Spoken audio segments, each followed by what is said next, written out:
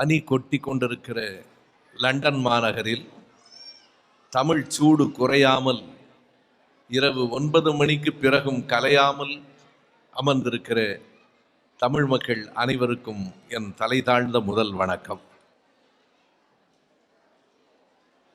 இந்த தமிழர் முன்னேற்றக் கழகத்தினுடைய தலைவர் ஐயா நாகதேவன் அவர்களே, செயலாளர் அன்பழகன் அவர்களே, பொருளாளர் அன்பரசு அவர்களே, உரையாற்றி அமர்ந்திருக்கிற ஐயா நித்யானந்தம் அவர்களே, சம்பத்குமார் அவர்களே, நாகநாத சிவம் அவர்களே, இன்னும் பெரும் திரளாக கூடியிருக்கிற தகைமை சார்ந்த தமிழ் பெரியோர்களே, தாய்மார்களே, நண்பர்களே, குழந்தைகளே, உங்கள் அனைவருக்கும் என்னுடைய அன்பு கலந்த வணக்கங்களை தெரிவித்துக் கொள்கிறேன்.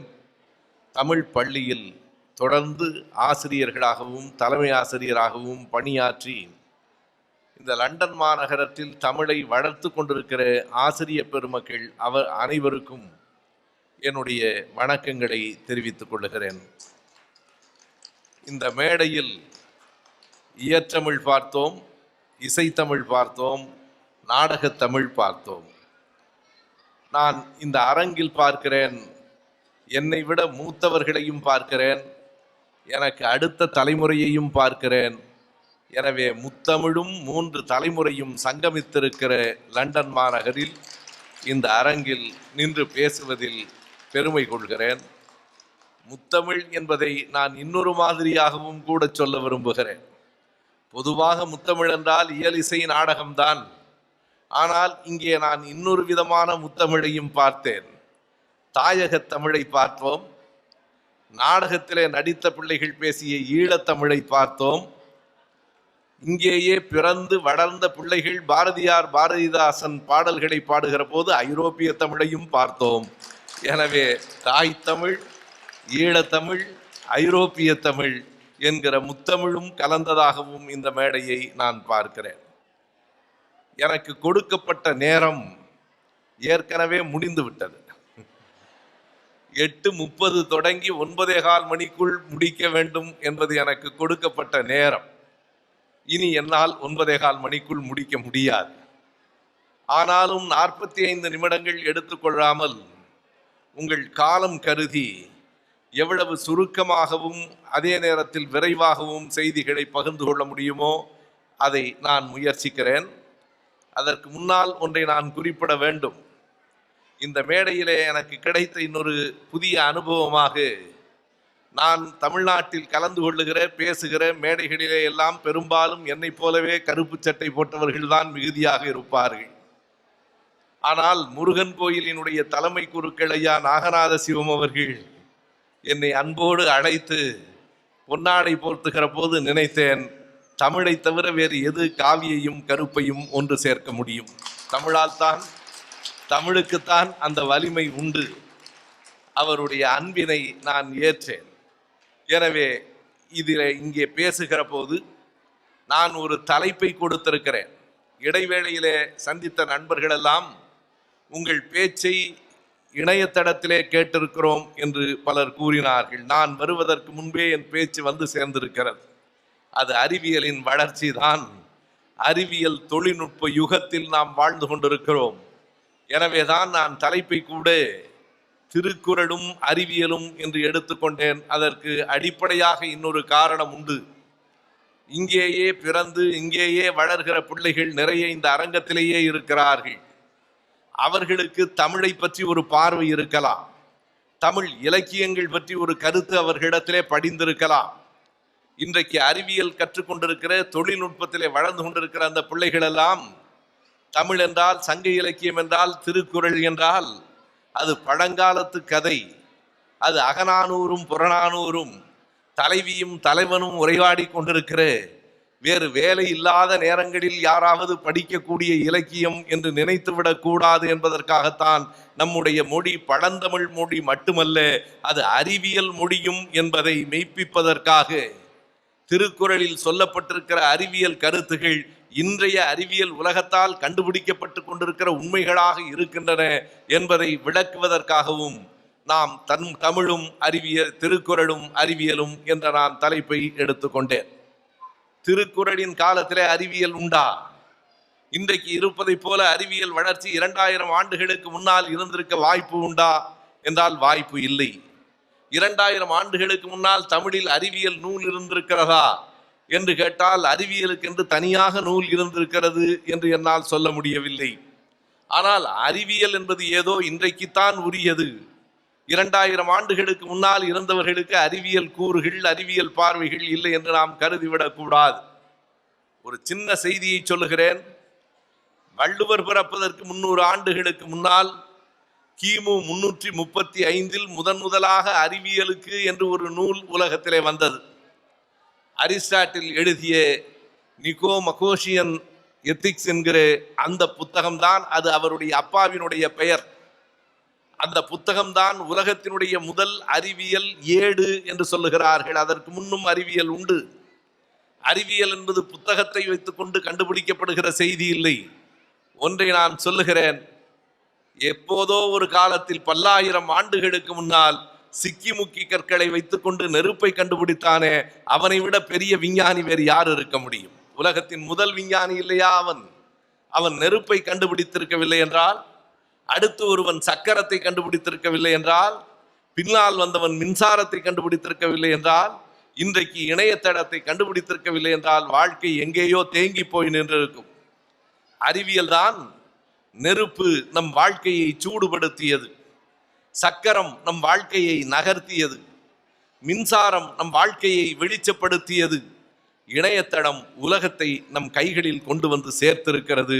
அறிவியல் இந்த உலகத்தை நகர்த்தி கொண்டிருக்கிறது. அரிஸ்டாட்டில் தான் முதலாக 400 சின்ன சின்ன புத்தகங்களை தொகுத்து எத்திக்ஸ் என்கிற அந்த பெரிய நூலை உருவாக்கி விட்டு போனான். அது இயேசு பிறப்பதற்கு 335 ஆண்டுகளுக்கு முன்னால். அத்தனை துறைகளை பற்றியும் முதலில் சொன்னவன் அரிஸ்டாட்டில் தான். இன்றைக்கு நாம் சொல்லுகிற பிசிக்ஸ் என்கிற பெயரும், கெமிஸ்ட்ரி என்கிற பெயரும், பயாலஜி என்கிற பெயரும் அரிஸ்டாட்டில் கொடுத்த பெயர் தான். ஆனால் அத்தனை துறைகளையும் தொட்ட அரிஸ்டாட்டில் என்ன காரணத்தினாலோ கணிதத்தை மட்டும் தொடவே இல்லை. அதனால் அவனுக்கு பின்னால் வந்த ஈக்யூலிட் கணிதத்திற்காகவே எலிமெண்ட்ஸ் என்கிற ஒரு புத்தகத்தை தந்தான். இரண்டையும் சேர்த்தால் அறிவியலின் தொடக்கம் அங்கே இருக்கிறது. அந்த காலகட்டத்தை சார்ந்தவர் தான் வள்ளுவர். வள்ளுவரினுடைய நூல்களில் அறிவியல் என்பது நேரடியாக அறிவியல் பாடமாக இல்லையே தவிர, அறிவியல் கூறுகள் எந்தெந்த இடங்களிலே எல்லாம் பொதிந்திருக்கின்றன என்று நாம் பார்க்கலாம். அதையும் நான் இரண்டாக பிரித்துக் கொள்கிறேன். திருக்குறளில் அறிவியல் செய்திகள் என்பது ஒரு பகுதி, திருக்குறளில் அறிவியல் பார்வை என்பது இன்னொரு செய்தி. அறிவியல் அதிலே இருந்து கொஞ்சம் வேறுபட்டு நின்றாலும் அதனை சார்ந்து நிற்கிற சயின்டிபிக் அவுட்லுக் என்று சொல்லுகிற அறிவியல் பார்வையும் திருக்குறளில் நிறைய இருக்கிறது. முதலில் அறிவியல் செய்திகள் எங்கே இருக்கின்றன என்பதை தொட்டு காட்டுகிறேன். நாம் அறிந்த குறள், ஆனால் அதற்குள் நாம் அறியாமல் இருக்கிற செய்தி. எல்லோருக்கும் தெரிந்த குறள் தான். வெள்ளத்தனைய மலர் நீட்டம், மாந்தர்தம் உள்ளத்தனையது உயர்வு, எல்லோருக்கும் தெரிந்த குறள் தான். ஆனால் இந்த குறளில் வள்ளுவர் சொல்லி இருக்கிற அறிவியல் செய்தியை அறிவியல் உலகம் எப்போது கண்டுபிடித்தது தெரியுமா? அடிப்படையாக அறிவியல் உலகம் 17-18ஆம் நூற்றாண்டிலே தான் லாரன் அலெக்சாண்டரும் ஹவாய் தீவுகளிலே பிறந்த இசபெல்லா அபாட் என்கிற அறிஞரும், இசபெல்லா அபாட் இப்போதுதான் 2010 91 வயதிலே இறந்து போனார். அவர்களினுடைய ஆய்வுக்கு உரிய துறையாக எது இருந்தது என்றால் மார்பாலஜி ஆஃப் அக்வேட்டிக் பிளான்ஸ், நீரில் இருக்கிற தாவரங்களின் வடிவமைப்பு கூறுகள் என்பது அவர்களின் ஆய்வு. அந்த ஆய்வாளர்கள், விஞ்ஞானிகள் என்ன கண்டுபிடித்தார்கள் என்றால், நீரிலே இருக்கிற தாவரங்கள் இருக்கின்றனவே, அவற்றின் தண்டுகள் நீரின் உயரம் கூடும் போது கூடும், குறையும் போது குறையும் என்கிற விஞ்ஞான உண்மையை 18ஆம் நூற்றாண்டில் கண்டுபிடித்தார்கள். 200 ஆண்டுகளுக்கு முன்னால் எனக்கு தெரியாது, 2000 ஆண்டுகளுக்கு முன்னால் நம் பாட்டன் வள்ளுவன் சொல்லிவிட்டு போனான், வெள்ளத்தனைய மலர் நீட்டம். வெள்ளம் எவ்வளவு இருக்கிறதோ அவ்வளவுக்கு அந்த மலர் நீட்டம் இருக்கும். இதனை அவன் 2000 ஆண்டுகளுக்கு முன்னால் ஒரு உவமையாக மட்டும் சொல்லி வாழ்க்கைக்கு அடுத்த வரியை சொன்னான். வெள்ளத்தனைய மலர் நீட்டம், மாந்தர்தம் உள்ளத்தனையது உயர்வு. உங்களின் உயர்வு எதை ஒட்டியதாக இருக்கும் என்றால் உங்களின் மனம் எவ்வளவு உயர்ந்ததாக இருக்கிறது, உங்களின் எண்ணம் எவ்வளவு உயர்ந்ததாக இருக்கிறது என்பதை பொறுத்துத்தான் உங்கள் வாழ்க்கையின் உயரம் இருக்கும் என்று வள்ளுவன் சொன்னான். இன்னொரு இடத்தில் காமத்துப்பாலில் யாரை நாம் விரும்புகிறோமோ அவர்கள் நம்மை விரும்பினால், அதாவது காதலிலே கூட வள்ளுவன் எவ்வளவு கவனமாக சொன்னான் என்றால், நீ யாரை வேண்டுமானாலும் காதலிக்கலாம், ஆனால் அவர்கள் உன்னை காதலிக்கிறார்களா என்பதுதான் முக்கியம். கவிஞர் கண்ணதாசன் ஒரு முறை தன்னுடைய வாழ்க்கை வரலாற்றிலே எழுதினார். அவருடைய பாட்டி கண்ணதாசனை பற்றி பார்த்து கேட்டார், தம்பி நீ திருமணத்துக்காக ஒரு 9 பொண்ணுங்களை போய் பார்த்துட்டு வந்தியே, 9 பொண்ணுங்கள்ல யாரை உனக்கு பிடிக்குதுன்னு அந்த அம்மா கேட்டாங்க. கண்ணதாசன் சொன்னார், எனக்கு 9 பொண்ணுங்களையுமே முடிக்குதுன்னார். அப்படி சொன்னாதான் அவர் கண்ணதாசன். அப்ப அந்த பாட்டி சொன்னாங்க, ஆனா அந்த 9 பேருக்கும் உன்னை பிடிக்கலையப்பான்னாங்க. வள்ளுவன் சொன்னான், யாரை நாம் விரும்புகிறோமோ அவர்கள் நம்மை விரும்பினால்தான் வாழ்க்கையில் மகிழ்ச்சி. அப்படி விரும்பினால் அது எப்படிப்பட்டது என்பதற்கு வள்ளுவன் ஒரு உவமை சொன்னான். அது அறிவியலில் இன்று கண்டுபிடிக்கப்பட்ட உண்மையாக இருக்கிறது. வள்ளுவன் சொன்னான், அது காமத்து காள் இல் கனி என்று சொன்னான். இந்த காள் என்கிற சொல் இன்றைக்கு வழக்கிலே இல்லை. நம்முடைய பிள்ளைகளுக்கு மட்டுமல்ல, நமக்கே கூட பலருக்கு தெரியாது. காமத்து காள் இல் கனி என்றான். காள் என்றால் விதை என்று பொருள். வள்ளுவன் சொன்ன உவமை, யாரை நீ விரும்புகிறாயோ அதே பெண் உன்னையும் விரும்பினால் அது ஒரு விதையே இல்லாத பழத்தை உண்பது போல இனிமையானது. காமத்து காள் இல் கனி என்றான். நீங்கள் எண்ணி பாருங்கள், எப்படியோ வள்ளுவன் 2000 ஆண்டுகளுக்கு முன்னால் சீட்லெஸ் ஃப்ரூட் என்பதை கண்டுபிடித்திருக்கிறான். சீட்லெஸ் ஃப்ரூட் என்பது இன்றைக்கு வந்தது. சீட்லெஸ் ஃப்ரூட் என்பதைத்தான் காழில் கனி என்று வள்ளுவன் சொல்லி இருக்கிறான். நிறைய சொல்லலாம், நமக்கு தெரிந்த குறள் தான், சுழன்றும் ஏற்பின்னது உலகம், அதனால் உழந்தும் உழவே தலை. அது ஒரு பக்கம், அது உழவை பற்றி பாராட்டுகிறது. ஆனால் அதிலே வருகிற முதல் பாட்டின் முதல் சொல் இருக்கிறதே, சுழன்றும் ஏற்பின்னது உலகம். இந்த உலகம் சுழன்று கொண்டிருந்தாலும் என்று சொல்லுவது கோப்பர்னிக்கஸ் காலத்திலே கண்டுபிடிக்கப்பட்ட உண்மை. அது வரைக்கும் ஐயா சிவம் அவர்கள் ஏற்றுக்கொள்ளுவார்கள் என்று நினைக்கிறேன். அல்லது இங்கே இருக்கிற உங்களிலே பலருக்கு கூட ஜாதகத்திலே ஜோதிடத்திலே நம்பிக்கை உடையவர்களாக இருக்கலாம். ஜாதகம் என்பது ஜியோசென்ட்ரிக் தியரி என்கிற, நிலம் பூமி நடுவிலே இருக்கிறது, சூரியன் உட்பட எல்லாம் நிலத்தை சுற்றி கொண்டிருக்கின்றன என்கிற பழைய கோட்பாட்டில் அமைந்தது. கோப்பர்னிக்கஸ் வந்ததற்கு பிறகு அதனை அறிவியலிலே கோப்பர்னிக் என்ற சொல்யூஷன் என்றே சொல்லுவார்கள். கோப்பர்னிக்கஸ் வந்ததற்கு பிறகுதான், இல்லை சூரியன் தான் நடுவில் இருக்கிறது, பூமி உட்பட எல்லா கோள்களும் சூரியனை சுற்றி வருகின்றன, த ஹீலியோசென்ட்ரிக் தியரி, அது சூரிய மைய கொள்கை என்று சொன்னானே. வள்ளுவன் சொல்லி இருக்கிறான், சுழன்றும் ஏற்பின்னது உலகம். உலகம் சுழன்று கொண்டிருக்கிறது, உலகம் நிலையாக இல்லை, உலகம் சுழன்று கொண்டிருக்கிறது என்று வள்ளுவன் சொன்னபோது 15ஆம் நூற்றாண்டின் கண்டுபிடிப்பு அது. இன்னொரு குறளையும் சொல்லுகிறேன், பிறர்க்கின்னா முற்பகல் செய்யின், தமக்கின்னா பிற்பகல் தாமே வரும். யாருக்காவது நீங்கள் ஒருவனுக்கு கெடுதல் செய்துவிட்டால், காலையிலே கெடுதல் செய்தால் என்ன கெடுதல் செய்தீர்களோ அது மாலையிலே உங்களுக்கு திரும்பவும் வரும். வேண்டுமானால் காலை மாலை என்பதை இன்றைக்கு செய்தால் நாளைக்கு, இப்போது செய்தால் இன்னும் சில வருடங்களில் என்று நாம் வைத்துக் கொள்ளலாம். நீங்கள் யாருக்காவது ஒருவனுக்கு தீங்கு செய்தால் அந்த தீங்கு உங்களுக்கு திரும்பி வரும். இதில் என்ன அறிவியல் இருக்கிறது என்று யாராவது கேட்டால், பிள்ளைகளே, நியூட்டனினுடைய 3வது விதி என்ன என்பதை எண்ணி பாருங்கள். To every action there is an equal and opposite reaction என்கிற 3வது விதியை மனப்பாடம் செய்து நாம் எழுதி கொண்டிருக்கிறோமே. நியூட்டனின் 3வது விதியை வள்ளுவன் சொன்ன போது ஏன் நாம் மறந்து போனோம்? பிறர்க்கு இன்னா முற்பகல் செய்தால் தமக்கு இன்னா பிற்பகல் தாமே வரும் என்று அவன் சொன்னதும், இப்படி சின்ன சின்ன தொடர்களில் கூட அறிவியல் செய்திகள் பொதிந்து கிடக்கின்றன. அறிவுடையார் எல்லாம் உடையார் என்றான் வள்ளுவன். ஆனால் அதே வள்ளுவன் இன்னொரு இடத்திலே சொன்ன அந்த வரியை நான் நினைவுபடுத்த விரும்புகிறேன். அறிவு என்றால் என்ன என்பதற்கு வள்ளுவன் சொன்னதை போல விளக்கத்தை வேறு யாரும் சொல்லவில்லை. மிக சுருக்கமாக 3 சொற்களில் வள்ளுவன் சொன்னான், நன்றின்பால் உய்ப்பது அறிவு. எது அறிவு என்றால் திறமை அறிவில்லை. நம்ம பல பேர் அப்படித்தான் கருதி கொண்டிருக்கிறோம். சிலர் ஆங்கிலத்தில் பேசுகிற போது இங்கே உங்களுக்கு ஆங்கிலம் சரளமாக வரும், அங்கே வளர்கிற எங்களுக்கு ஆங்கிலம் சரளமாக வராது. ஆகையினாலே ஆங்கிலத்தில் பேசினாலே அவனை அறிவாளி என்று நினைத்து விடுகிற ஒரு இயல்பு உண்டு. பல பேர் சொல்லுவான், அருமையா பேசினாருங்க, என்னென்ன புரியலேம்பா. என்னென்ன புரியலைங்கிறதுனாலே அது அருமையான பேச்சுன்னு இவனா ஒரு முடிவுக்கு வந்து, எனவே ஆங்கிலத்தை சரளமாக பேசுகிறவர்கள் எல்லோரும் அறிவாளிகள் இல்லை. அப்படித்தான் அறிவு என்றால் புத்திசாலித்தனத்தை நாம் அறிவென்று நினைத்துக் கொண்டிருக்கிறோம், திறமையை அறிவென்று நினைத்துக் கொண்டிருக்கிறோம். வள்ளுவன் சொன்னான், திறமை அறிவில்லை, புத்திசாலித்தனம் அறிவில்லை. அந்த புத்திசாலித்தனம் திறமை எல்லாம் நல்லவைகளுக்கு பயன்படுமானால் அதற்கு பெயர் அறிவு. நன்றின்பால் உய்ப்பது அறிவு. உங்கள் அறிவு நன்மைக்கு பயன்படவில்லை என்றால் அதற்கு அறிவென்று பெயர் இல்லை. நீங்கள் இப்படி எண்ணி பார்க்கலாம். அடுத்தவன் வீட்டை இரவிலே பூட்டை திறந்து திருடி விடுகிறானே, அது அவ்வளவு எளிய காரியம் இல்லை. பல நேரங்களில் நம் வீட்டு பூட்டை நாம் தான் பூட்டி இருப்போம். நம் வீட்டு பூட்டு பகலில் நம்மால் திறக்க முடியாது. ஆனால் அவன் அடுத்தவன் வீட்டு பூட்டை இரவில் போய் திறந்து திருடி விடுகிறான் என்றால் தமிழர் முன்னேற்ற கழகம் சார்பாக அவனுக்கு பாராட்டு விழா நடத்த முடியுமா? திறமையாக திருடுகிறார், இருட்டில் கூட திருடி விடுகிறார், எந்த பூட்டு இருந்தாலும் திருடி விடுகிறார். பால்சாக் என்று பிரெஞ்சு நாட்டினுடைய எழுத்தாளன், மிக புகழ்பெற்ற எழுத்தாளன் பால்சாக், கடைசி வரைக்கும் வறுமையிலே வாடியவன். ஒரு நாள் இரவில் அவன் படுத்திருக்கிறான்.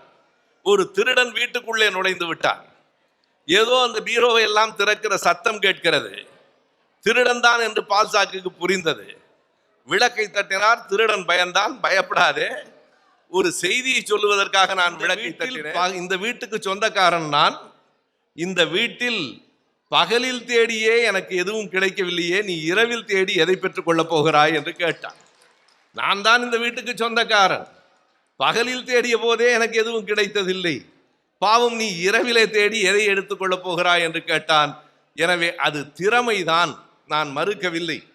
அடுத்தவன் வீட்டில் போய் திருடி கொண்டு வந்து விடுவது என்பது சாதாரணமானதல்ல. பலரால் முடியாது, பலரால் அது முடியக்கூடாது என்பது வேறு. நினைத்தாலும் முடியாது. ஆனால் திருடுகிறவன் எல்லாம் அறிவாளி இல்லை. எது நன்றின்பால் உயிக்கிறதோ நன்றின்பால் உயிப்பது அறிவு என்று விளக்கம் சொன்ன வள்ளுவனினுடைய அறிவியல் சார்ந்த கோட்பாடு. ஆனால் அதே வள்ளுவன் தான் அறிவுடையார் எல்லாம் உடையார் என்று சொன்ன அதே வள்ளுவன் தான் அறிவினால் ஆகுவதுண்டோ என்றும் ஒரு இடத்திலே கேட்டான். அறிவுடையார் எல்லாம் உடையார், அறிவாளி எவனோ அவன்தான் இந்த உலகத்திலே எல்லாவற்றையும் பெற்றிருக்கிறான் என்று சொன்ன வள்ளுவர் திரும்ப ஒரு கேள்வி கேட்டார். இந்த அறிவு ஒரு காசுக்கு பயன்படுமா என்று கேட்டார். என்ன வள்ளுவர் மாறி மாறி பேசுகிறாரே என்று கருத வேண்டியதில்லை. அதற்கு அடுத்த வரியிலே விளக்கம் சொன்னார் வள்ளுவர். அறிவினால் ஆகுவதுண்டோ பிரிதின் நோய் தன்னோய் போல் போற்றாக்கடை. அடுத்தவனுக்கு வந்த துன்பத்தை தன்னுடைய துன்பமாக எவனால் கருத முடியவில்லையோ அவன் அறிவாளியாக இருந்து என்ன பயன் என்று கேட்டார். அறிவின் பயனே அடுத்தவன் துன்பத்தை உணர்வதுதான். இப்படி அறிவுக்கு விளக்கம் சொன்ன வள்ளுவன் முழுக்க முழுக்க அறிவியலாகவே ஒரு அதிகாரம் முழுவதையும் எழுதியிருக்கிறார். வேறு எந்த அதிகாரத்தை வேண்டுமானாலும் விட்டுவிடுங்கள், அறிவியல் எங்கே இருக்கிறது என்று தேட வேண்டும் என்கிற ஆசை யாராவது இளைஞர்களுக்கு வருமானால் 95வது அதிகாரம், அந்த அதிகாரத்துக்கு பெயர் மருந்து என்பது. மருந்து என்கிற அதிகாரத்தில் இருக்கிற இங்கே மருத்துவர் சேகர் போன்றவர்களெல்லாம் இருக்கிறார்கள், மருத்துவர் நித்யானந்தம் அவர்கள் இருக்கிறார்கள். மருந்து என்று ஒரு அதிகாரம், அந்த மருந்து என்கிற 10 குறட்பாவும் அறிவியல் சார்ந்தது. அது முழுக்க முழுக்க சயின்ஸ், வேற எதுவுமே இல்லை. முதல் குறளே மிகையினும் குறையினும் கேடு செய்யும் நூலோர் வழிமுதலாய் எண்ணிய 3 என்று தொடங்குகிறார். இந்த குறளுக்கெல்லாம் நமக்கு எங்கே சிக்கல் வருகிறது என்றால், பல சொற்களை நாம் இன்றைக்கு இழந்து விட்டோம், தெரியாது. வழி என்கிற சொல் நமக்கு பலருக்கும் வழக்கிலே இல்லை. யாராவது அடித்தால் உடம்பில் வலி தெரிகிறது, இருட்டில் கூட சில நேரங்களில் நமக்கு வழி தெரிகிறது. இந்த இரண்டும் இல்லாமல் வழி என்றால் அதற்கு காற்று என்று பெயர். அதை நாம் எப்படி புரிந்து கொள்ளலாம் என்றால், நமக்கு வழி என்கிற சொல் தெரியாதே தவிர சூறாவளி என்று சொன்னால் தெரியும். சூறை காற்று, சூறாவளியிலே வருகிற வழிதான் வழி முதலாய் எண்ணிய 3 என்று வள்ளுவன் சொன்னான். உடம்புல 3 விஷயங்கள் எப்போதும் குறையாமலும் கூடாமலும் இருக்க வேண்டும். கிராமப்புறங்களிலே நாடி பார்த்து வைத்தியம் செய்தார்களே, நாடி பார்த்தது என்றால் அந்த நாடியில் அந்த வாயு, பித்தம், சிலேட்டுமம் மூன்றும் சரியாக இருக்கிறதா? வேறொன்றும் அல்ல. உடம்பில் காற்று இருக்க வேண்டும், சூடு இருக்க வேண்டும், குளிர்ச்சியும் இருக்க வேண்டும். அந்த குளிர்ச்சி என்பதை சீதளம் என்பார்கள். அதனாலே தான் அந்த பழத்திற்கு கூட சீத்தாப்பழம் என்று பெயர். அது குளிர்ச்சியான பழம். ரொம்ப பேர் சீதா சாப்பிட்ட பழம்னு சொல்லிட்டான். சீதைக்கு அந்த பழத்துக்கு எந்த தொடர்பும் இல்லைங்க. நமக்கு ஏதாவது ஒரு வாய்ப்பு கிடைத்தால் அதை எங்கேயாவது சேர்த்து, சென்னையில் ஹாமில்டன் பாலம் என்று ஒரு பாலம் உண்டு, உங்களுக்கு தெரியும். அது ஒரு வெள்ளைக்காரரினுடைய பெயர். அது ஹாமில்டன் பாலம் என்பது சொல்லி சொல்லி சொல்லி வழக்கில் அம்பட்டன் பாலம்னு ஆயிப்போச்சு. அம்பட்டன் பாலம்னு சொன்னா நல்லா இல்லையேன்னு பார்பர் பாலம்னு மாத்திட்டானுங்க. இது அம்பட்டன் பாலமா இருந்தால் கூட மூலத்தை கண்டுபிடிச்சிட முடியும். எப்படி ஹாமில்டன் பார்பர் ஆனார்னு எவனுக்கு தெரியாது. ஹாமில்டன் பாலம் பார்பர் பாலமாகி இப்போது நல்ல வாய்ப்பாக எல்லா பேரையும் எடுத்துட்டு அதற்கு அம்பேத்கர் பாலம்னு வச்சுட்டான். அது வேறு. நாம் எப்படி சொற்களை ஆராய்ச்சி செய்கிறோம் என்பதற்காக சொல்லுகிறேன். பல பேர் என்கிட்ட சொல்லியிருக்கான், சீதாப்பழம், நான் சீதையும் ராமரும் அப்படிலாம் ஒன்றும் இல்லைடா, ராமாயணத்திலேயே இல்லாத கதையை இவன் சொல்றான். சீதளம் கொண்ட பழம், குளிர்ச்சி மிக்கது.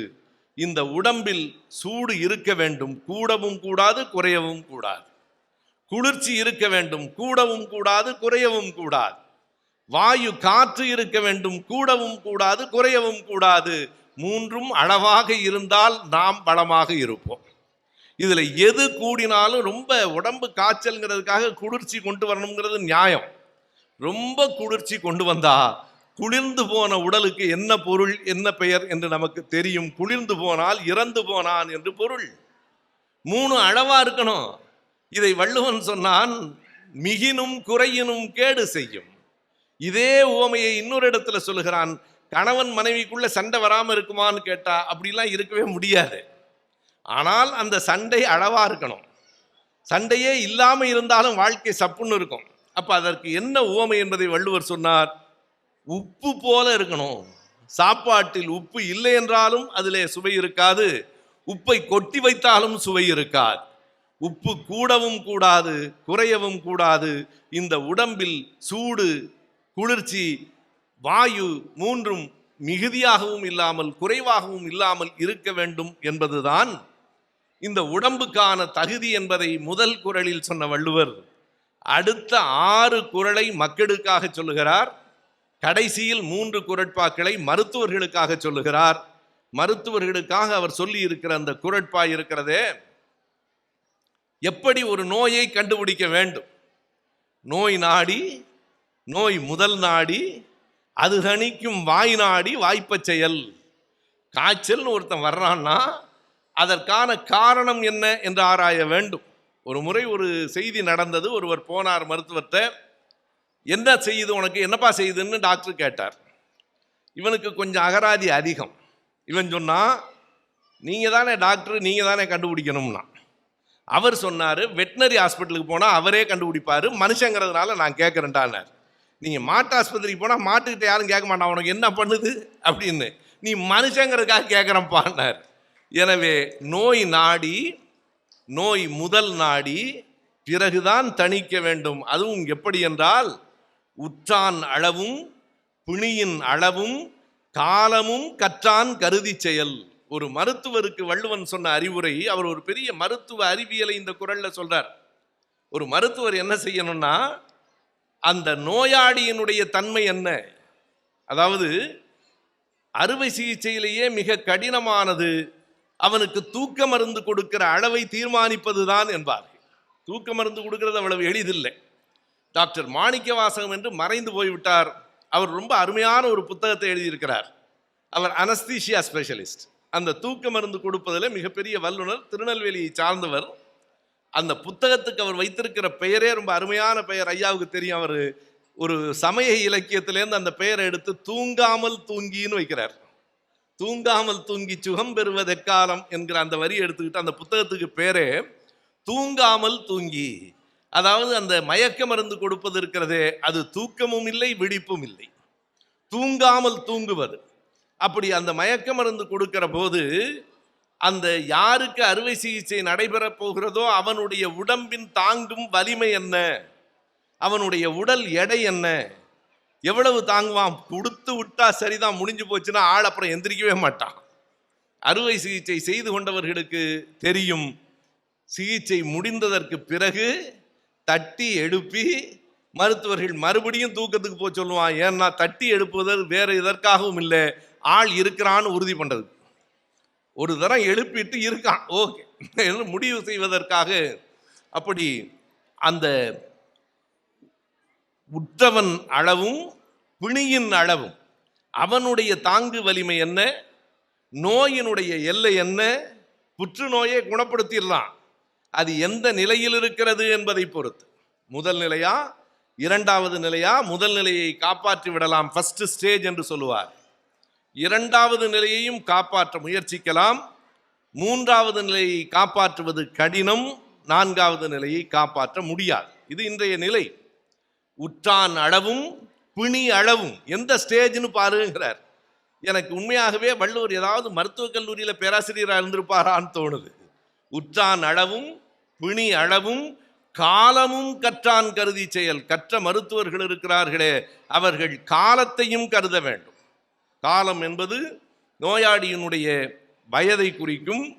அது எந்த பருவகாலம், என்றைக்கும் வாழ்வில் நண்பர்களே பருவகாலமும் பருவ மாற்றங்களும் தான் நம் வாழ்வை தீர்மானிக்கின்றன. நான் வெளிநாடுகளுக்கெல்லாம் வருவதற்கு முன்னால் லெனினோட படங்களை எல்லாம் பார்த்தபோது, லெனின் 2 கோட்டு பாக்கெட்லையும் அப்படி கையை விட்டு நிற்கிறத ஒரு ஒயிலாக நிற்கிறார், ஸ்டைலாக நிற்கிறார்னு நான் நினைச்சேன். போகிற போக்கில் சொல்லுகிறேன், ஸ்டைல் என்கிற ஆங்கில சொல்லுக்கு அழகான தமிழ் சொல் ஒயில் என்பது.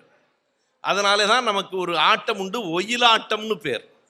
இங்கே இந்த நிகழ்ச்சியை கூட நம்முடைய பொறுப்பாளர்களை ஆசிரியர்களை பாராட்டணும். ஒரு நல்ல கலவையாக அதை செய்திருந்தார்கள். பரதநாட்டியமும் இருந்தது, குத்துப்பாட்டும் இருந்தது. முழுக்க பரதநாட்டியமா இருந்தா பின்னாடி இளைஞர்கள் போயிடுவான், குத்துப்பாட்டா இருந்தா முன்னாடி இருக்க பெரியவங்க போயிடுவான். ஒரு கலவையாக அதை நீங்கள் கவனமாக செய்திருந்தீர்கள். நான் பார்த்தேன், என் பேரன் கூட என்னோட இருந்து பார்க்கும்போது நான் தான் இந்த பாட்டை வச்ச கண்ணு வாங்காம பார்க்குறான். அந்த வயசுல இருந்து அந்த பாட்டு பாதிக்குது. எனவே நல்ல தமிழ் இலக்கியம் இருந்தது, நாடகம் இருந்தது, திரைப்பட பாடலும் இருந்தது, இல்லாம முடியாது. எனவே பழைய ஆட்டம் ஒயிலாட்டம். ஒயில் என்பதே ஒரு ஸ்டைல் தான்.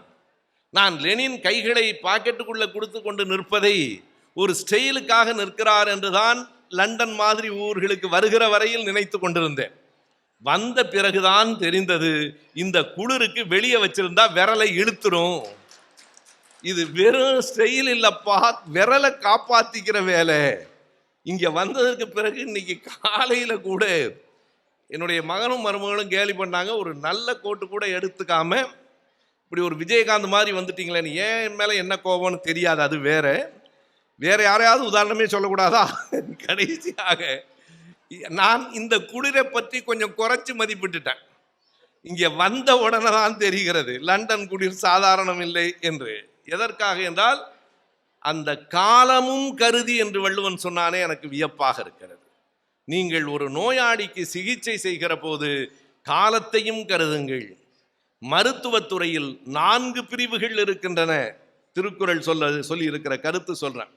மருத்துவத்துறையில் இவ்வளவு பெரிய ஆராய்ச்சி, நாற்பால் கூற்று, 4 பிரிவுகள் இருக்கின்றன. 3 நமக்கு தெரியுது, 4ஆவதாக ஒன்றை வள்ளுவன் சொன்ன போது எனக்கு மிக வியப்பாக இருக்கிறது. அந்த குறளை சொல்லுகிறேன். உற்றவன், தீர்ப்பான், மருந்து. இது 3 துறை எல்லாருக்கும் தெரியும். யார் நோயாளியோ அவன் ஒரு பிரிவு, ஒரு செக்ஷன். மருத்துவர்கள், பிசிஷியன்ஸ், டாக்டர்ஸ் இன்னொன்னு. 2 பேர் இருந்துகிட்டு என்ன செய்ய முடியும்? மருந்து. மாய மந்திரத்தால் சரி பண்ண முடியாது. நோயாளி, மருத்துவர், மருந்து. 4ஆவதாக ஒரு பிரிவை வள்ளுவர் சொன்னார். கவனியுங்கள் பெரியோர்களே.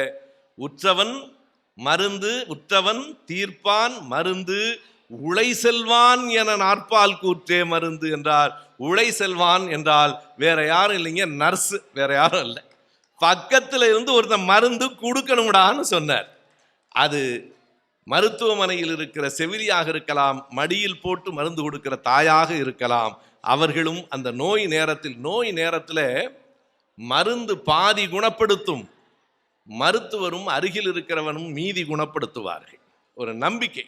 இந்த மருத்துவர்கிட்ட போகும்போது நமக்கு சரியாயிடுங்கிற ஒரு நம்பிக்கையோடு போகிற போதே நமக்கு பாதி குணமாகும். ஏனென்றால் மனம் உடம்பை தீர்மானிக்கும். உடம்பின் பல பகுதிகளை, பல செயல்களை மனம்தான் தீர்மானிக்கிறது. யாரும் மறுக்க முடியாது. எல்லோரும் வளர்ந்த பிள்ளைகள் என்பதனாலே நான் சொல்லுகிறேன், பாலியல் உணர்ச்சி என்பதை கூட உடல் தீர்மானிப்பதை விட மனம்தான் கூடுதலாக தீர்மானிக்கிறது. ஒரு விரல் மீது நம்ம கை பட்டுதுன்னா அது யார் விரல்னு தெரியாத வரைக்கும் அதில் உணர்ச்சிகள் இல்லை. நீயா உன்னை கற்பனை பண்ணிட்டு கண் விடுத்து பார்க்கும்போது உன் பக்கத்து வீட்டு பையனை உடனே அந்த உணர்ச்சி எப்படி போயிடும்னு தெரியும். அதே கைதான், அதே விரல் தான். மனம்தான் உடம்பை தீர்மானிக்கிறது. எனவே அந்த மனம், அந்த மருத்துவரினுடைய குணம், அவர் சொல்லுகிற முறை, அதைத்தான் நம்ம எப்படி வழக்கில் சொல்லிட்டோம்னா, அந்த மருத்துவருக்கு கைராசின்னு சொல்லிட்டான். அது மட்டும் இல்லாமல் மருத்துவருக்கு நம்ம இன்னொரு பழமொழி எப்படி தப்பா சொல்லி வச்சிருக்கிறோம்னா, 1000 பேரை கொன்றவன் அரை வைத்தியன்னு. அப்ப நான் 1001ஆவதா போறதுக்கு தான் காத்திருக்க முடியும். 1000 பேரை கொன்றவன் அரை வைத்தியன் இல்லை பெரியவர்களே, 1000 வேரை கொன்றவன், அந்த வேரையெல்லாம் கண்டுபிடிச்சு நசுக்கி சாறு எடுத்தவன். 1000 வேரை கொன்றவன் வைத்தியன் என்றால் நம்ம ஆளு 1000 பேரை கொன்றவன் அரை வைத்தியன்னு சொல்லிட்டான்.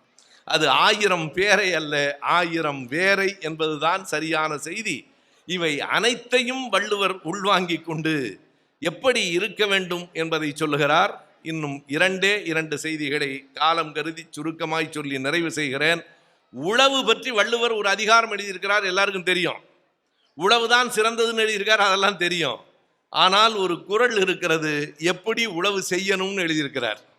வேளாண்மை பற்றியும் தொடி புழுதி கஹ்சா உனக்கின், இந்த குறள் புரியாது. ஏன்னு கேட்டா, கஹ்சான்னு ஒரு சொல் இன்னைக்கு வழக்கிலேயே இல்லை. ஏன்னு கேட்டா, இங்க இருக்க பெரியவர்களுக்கு வேணா தெரியும்.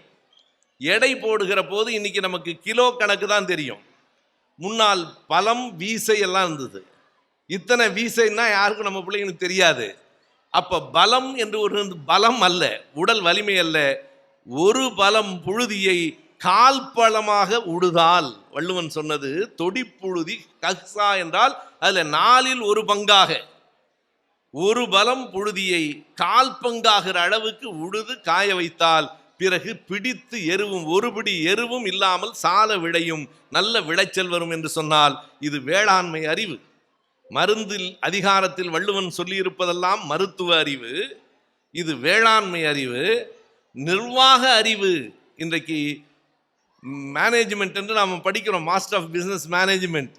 நிர்வாக மேலாண்மையிலே வள்ளுவன் சொல்லி இருக்கிற ஒரு செய்தியை மட்டும் சொல்லி நான் நிறைவு செய்கிறேன். வள்ளுவன் சொல்லுவான், ஆளை எப்படி தேர்ந்தெடுக்கணும், தொழிலை எப்படி தேர்ந்தெடுக்கணும். ஆளை தேர்ந்தெடுக்கிற போது ஒரு குறள் மிக தெளிவாக, தேரான் தெளிவும் தெளிந்தான் கண் ஐயுறவும் தீரா இடும்பை தரும் என்று சொன்ன வள்ளுவன், மனிதர்களை தேடுகிற போது மனிதன் என்றால் அவன் நல்ல குணமும் கெட்ட குணமும் உடையவனாகத்தான் இருப்பான். 100க்கு 100 நல்லவன் இதுவரைக்கும் உலகத்தில் பிறக்கல, 100க்கு 100 கெட்டவனும் பிறக்கல. ஆனால் நம்ம திரைப்படத்தில் மட்டும்தான் கதாநாயகன் 100க்கு 100 நல்லவனா இருப்பார், வில்லன் 100க்கு 100 கெட்டவனா இருப்பார். அதுலேயும் எங்கள் காலத்திலே எல்லாம் வில்லன் நம்பியார் வீரப்பான் ஆம்பளைங்களா இருந்தான். ஆனால் இன்னைக்கு தொடரில் எல்லாம் வில்லியா இருக்காங்க, வில்லனையே காணோம். எல்லா தொடர்லையும் எல்லாரும் வில்லி தான் இருக்காங்க, வில்லனையே காணோம். எனவே அப்படி 100க்கு 100 நல்லவர்களும் 100க்கு 100 கெட்டவர்களும் கிடையாது. மனிதர்களை எப்படி தேர்ந்தெடுப்பது? வள்ளுவர் ஒரு வழி சொன்னார். குணம் நாடி குற்றமும் நாடி அவற்றுள் மிகை நாடி மிக்க குழல். ரொம்ப கவனமாக போடப்பட்டிருக்கிற சொற்கள். முதல்ல எதை பார்க்கணும்னு வள்ளுவர் சொல்கிறார் என்றால் குணத்தை தான் பார்க்கணும். குணம் நாடி போனா போகுது, குற்றமும் நாடி. குற்றத்தை சமமாக கூட வள்ளுவன் பார்க்க சொல்லலை. குணம் நாடி குற்றமும் நாடி, எது அதிகமோ அதை எடுத்துக்க. இது மனிதனை தேர்ந்தெடுக்கிற போது.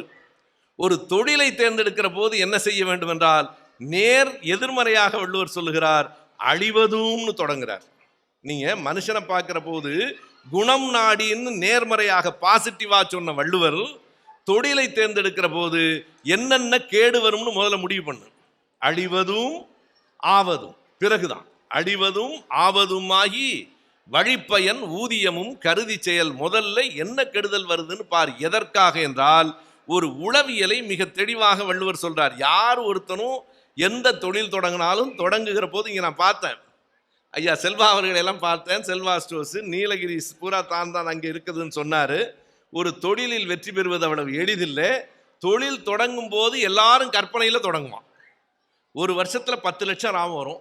அப்போ 10 லட்சத்தில் எவ்வளோ வரும்னு கணக்கு போட முடியாமல் கஷ்டப்படுவான். ஆனால் நீ வெறும் வரவை மட்டும் பார்க்காத. எனக்கு நான் ஒரு முறை எங்கள் குடும்பத்தில் இருக்கவங்க எல்லாரும் சேர்ந்து ஒரு பதிப்பகம் தொடங்கினோம். பதிப்பகம் தொடங்கும் போது லாபம் வருமா என்று கேட்டபோது ஒரு நண்பர் சொன்னார், பதிப்பகம் எப்படின்னாங்க, முதல்ல லாபம் வராது, அது ஒரு ஸ்பாஞ்ச் மாதிரி, எவ்வளவு தண்ணீர் ஊற்றினாலும் பிடிக்கும். பிறகு 5 ஆண்டுகளுக்கு பிறகு நீங்கள் எவ்வளவு பிடிஞ்சாலும் கொடுக்கும்னு சொன்னார். அதை நம்பி தொடங்கினோம். முதல் பாதி மட்டும்தான் உண்மையாக இருந்துச்சு. எவ்வளவு ஊற்றினாலும் கொடுத்தாலும் பிடிச்சது, புழிஞ்சா ஒன்றுமே வரல, ஸ்பாஞ்சு தான் இருக்குது. கடைசி வரைக்கும் புஸ்தகம் தான் இருக்குது, பணம் வரல. ஏனென்றால் நம் நாட்டில் புத்தகம்தான் கடைசி செலவாக கூட இல்லை. நீங்கள் நம்ம போடுற வீட்டில் போடுற நிதிநிலை அறிக்கையில் கடைசி செலவாக கூட புத்தகம் இல்லை. முதல் செலவாக இல்லைன்னா பரவாயில்ல, கடைசி செலவாக கூட புத்தகம் இல்லை. நான் வீட்டில் புத்தக அலமாரிகளுக்கெல்லாம் பெரும்பாலும் வெளியூர் வருகிற போது நானும் மனைவியும் அந்த அலமாரியை பூட்டுவதில்லை, சாவி அதிலேயே வச்சிடறோம். ஏன்னு கேட்டால் அதில் வேற ஏதோ தங்க நகை இருக்குன்னு அந்த பீரோவை உடைச்சிடாம அதாவது மிஞ்சட்டோம். சாவியே அதில் இருந்துட்டா புத்தகம் தான்னா ஒரு பய தொட மாட்டான். புத்தகத்தை விட பாதுகாப்பானது உலகத்தில் வேற எதுவும் இல்லை, யாருமே எடுக்க மாட்டான். எனவே அப்படி அதை மிக சரியாக, எதற்கு என்று சொன்னால் வருகிற லாபத்தையே கற்பனையில் கணக்கு போடாதீர்கள், அழிவதும் ஆவதும் பிறகு வடிப்பயனும் கருதி செய்யுங்கள் என்று மருத்துவ அறிவியலை, நிர்வாக அறிவியலை, வேளாண்மை அறிவியலை, உளவியல் அறிவியலை இன்னமும் தொடர்ந்து சொன்னால் ஏராளமான புவியியல் அறிவியல் உட்பட அத்தனை அறிவியல் செய்திகளையும் 2000 ஆண்டுகளுக்கு முன்னால் சொல்லி இருக்கிற வள்ளுவன் நம் முப்பாட்டன், தமிழ் நம் முகவரி, தமிழே நம் முகம். எத்தனை நாடுகளில் வாழ்ந்தாலும் இந்த நாடுகள் நம்மை அரவணைத்துக் கொள்ளுகின்றன. இந்த நாடுகளுக்கு நாம் நன்றி உடையவர்களாக இருப்போம். ஆனாலும் நம்முடைய வேர் நம் தாய் மண்ணில் தான் இருக்கிறது என்பதை மறந்து விடாமல் இருப்போம். இன்னமும் பல ஆண்டுகள், பல 10 ஆண்டுகள் நீங்கள் இந்த மண்ணில் இருந்தாலும் நீங்கள் தமிழர்கள்தான். என்னதான் ஆங்கிலேயர்களுக்கு இணையாக ஆங்கிலம் பேசினாலும் அவர்கள் உங்களை ஆங்கிலேயர்கள் என்று ஒரு நாளும் ஏற்க மாட்டார்கள். எனவே நாம் தமிழர்கள், நம் மொழி தமிழ், நம் முகமும் முகவரியும் தமிழ்தான். நம் தமிழ் இலக்கியங்களில் அறிவியல் உண்டு, வாழ்வியல் உண்டு. கற்போம், வளர்வோம். வாய்ப்புக்கு நன்றி, வணக்கம்.